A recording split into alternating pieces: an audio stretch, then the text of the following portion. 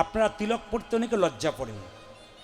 আমার বাড়ির পাশে একটি মেয়ে 27 বছর বয়স, নিজে তিলক করে, বাচ্চাকে তিলক করে, মালা পরে, নিরামিষ খায়। পাশের বাড়ির 5টা মেয়ে দেখলেই বলা বলি করে, বাবারে হারাধনের বইয়ে কি ঢং দিদি, ভগবান বোধহয় আগেই পেয়ে যাবে।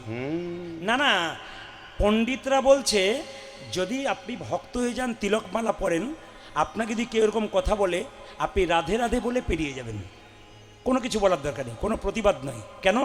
হাতি চলে বাজার আর কুত্তা ভোকে হাজার।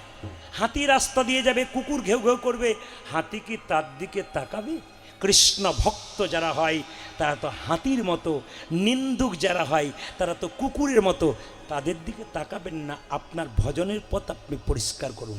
আর একটা কথা, নিম পাতাকে যতই মিষ্টি রসে ভেজান, জোরে বলুন, তেতো যায়?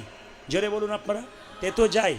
দেখবেন যারা নিন্দা করার লোক, ওদের দিকে তাকাবেন যে কোনো বিষয়ে, কীর্তন শুনুক, বাড়িতে ভোজ খাক, যে কোনো বিষয়ে দেখবেন একটু মর্দানি মর্দানি ভাব, মানে আহাম্মক, আমি বেশি জানি এরকম লোককে জিজ্ঞেস করবেন, দাদা ভোজ কেমন খেলেন? সবাই ভালো খেয়েছে, ও বলবে সবই তো ভালো হয়েছিল, পোলাওটা ভালো হয়েছিল, বাদামগুলো পোড়া পোড়া হয়েছিল। বেটা সব জিনিস ভালো পেলো, খালি পোলাওয়ের বাদামগুলো পোড়া পেয়েছে ওইটাই বললো। এত জিনিস ভালো পেলো ওটা বললো না, পোলাওয়ের বাদাম, মানে নিন্দুক লোকের যা হয় আর কি।